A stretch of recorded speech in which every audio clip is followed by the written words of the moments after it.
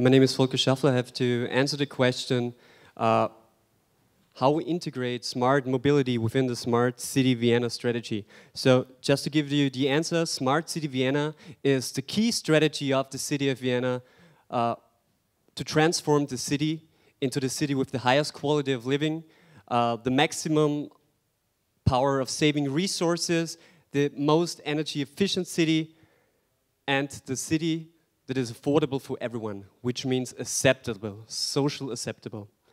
Why we've started? It was in 2010, I remember it very well, when the term smart city came up, you know? It came from the US with smart mobility, with the MIT and little cars that work like carts. It came from Asia, very driven by the industry. They want to sell sensors and put it into the streets. And the city asked us, I'm working for Tina Vienna, which is more or less a consulting company owned by the city. So I'm not a mobility expert, I'm not an energy expert, I'm a strategic consultant. Our work is we need to have the holistic overview of the whole initiative of the city to bring innovation into the city. So we said smart city is a term like sustainable, but it's something positive. And we can make something positive out of it. So what we've started is a process. This process was funded by the EU, by the National Agency for Research, FFG. It was a strategic process fit for the EU targets, for the energy, climate targets. And this was a 1-year-long process. And the output was, because it was a research project, we have to do it again. We have to do it again as a key process for the city and involve every department, because it's a strategy for the city. And we did it again. It was a 12-month-long process. We went into every department, and the city of Vienna is quite huge. And just as a number, half of the city staff works for the social healthcare system. So we have to involve the social healthcare system. And the output was, because we've started like everyone did, resources, energy, mobility, and the output was not just the resource pillar, the output was a 3-pillar strategy with the involvement of innovation and quality of life. Quality of life is more or less the red line of the whole system. Innovation, because our challenges as a city is competition, international competition. We have to give work to the people. We have to boost our economy. We have to increase the number of researchers. Maybe you remember the city of Vienna was one of the capitals of social research before the Second World War. Then we have an unnatural brain drain, and now we are the city with the highest amount of students in German-speaking cities all over the world. So we found out that smart city is nearly everything, including all the departments and companies owned by the city of Vienna. And we set 53 quality and quantity targets until 2050. About 50% of them are very, very clear, because they're like the EU energy roadmap. It's minus 80% CO2 emission in comparison to 1990. And the other 50% are not very clear yet, because 2050 is in 35 years, and we just don't know the answer, because this strategy has passed the city council last year. So it's more or less brand new, and now we have to implement it. You can download it in both languages, German and English. We have a set of 53 targets in all those subcategories. In healthcare, because we're also an aging city. In case of mobility, in energy targets and so on. And what we found out within the smart city program, there are no easy solutions anymore. I can give you a short introduction. Why is this? For example, The season ticket for the public transport system is €1 per day. So the rest comes from the city budget because you have to fund it. The cheaper the tickets are, the more you have to invest into the public because the more people going by public transport. But the cars, the streets will also be empty. So the streets are empty, so the quality of going with a motorized individual transport increases because the streets are empty. Everyone is going by public transport, and the same story lies in the energy sector because maybe you know the amount of money for energy production is about 20% of the whole electricity price, for example. So we're talking about energy efficiency, which means the amount of money for energy production will decrease and the amount of money for running the whole system will increase. So it's really not very easy to transform a city into a smart city. And what we do is we set a framework for the city, a governance, which allows top-down but also bottom-up projects. So we're something like the hub for the whole smart city initiative of the city of Vienna. We're the hub for the people out there, for companies and so on.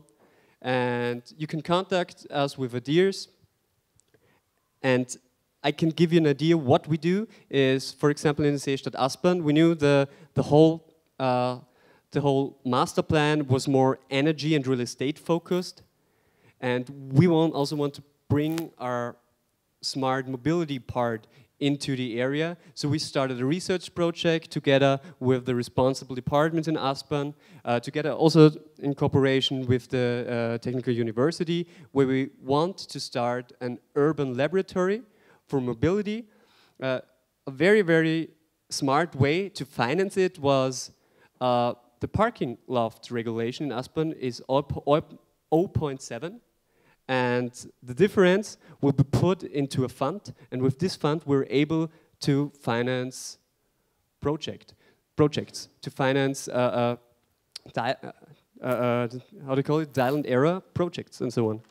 And to answer the question, what part mobility has within the Smart City Initiative, it has a major part, is a major issue because it's all about the quality, affordable quality of life within a city, the competitiveness, and we have to reinvent how we take a look on our city. And I would just show you one picture to understand what does it mean. This is a picture of 150 people and the infrastructure that it takes to move them through the city. And as you see, this is a bus. It's not a subway because the capacity of a subway is much higher. And this is how to reinvent urban planning in the near future. Going from A to B should be a service.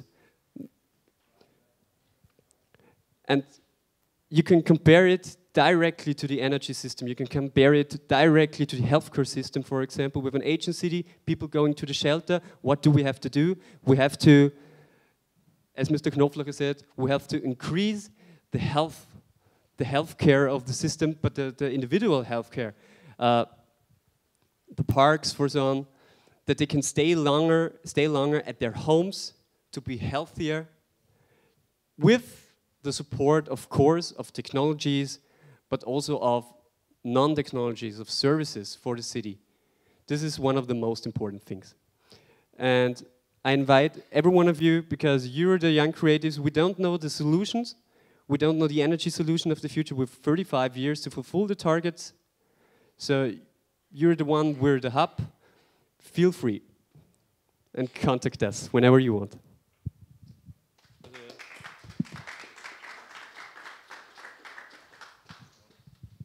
So with a first question, whenever we talk about the smart city discourse, I think it's really encouraging to see that in Vienna the social side is valued, that the idea of quality of life is important. It's not merely a corporate or technological or market fix.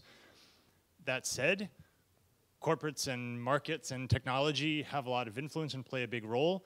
With post-carbon transition, in many ways we're saying going away from technology, going away from a greater emphasis on walking, on cycling, on human power, more trees, less roads. Is there resistance to this within the whole smart city discourse, which of course, even if it's aimed at improving quality of life and making things better, is doing that by bringing in big corporations that have a profit motive? How much does the discussion that does not have a profit involved, how much does that enter? Yeah, there's a huge amount of friction lost within every discussion. I think that the smart city of the future will be a more competitive city and a wealthier city. I give you a small example of my point of view. If the money doesn't go to the Middle East for oil, the money will stay. The money will stay in micro businesses, in services. Maybe in the future you will have new defined jobs, for example, the PV, the solar panel cleaner, the urban rooftop gardener, or so on. You will have more people working in the cycling sector, for example. And we've heard before, a shopping center, small shops have five times a higher employment rate than shopping centers. So decentralization is the key. And also, if you have a decentralized energy system, it will increase the amount of jobs in the city, of services in the city. It will be more service-driven, but it will be a very competitive city. And we have the problem that the industry is taking the claim smart city and they want to sell sensors. But I think we're now in a position that we're as smart that if we knew which sensor do we need to increase our service, we start a tender. So we don't buy sensors by handshakes.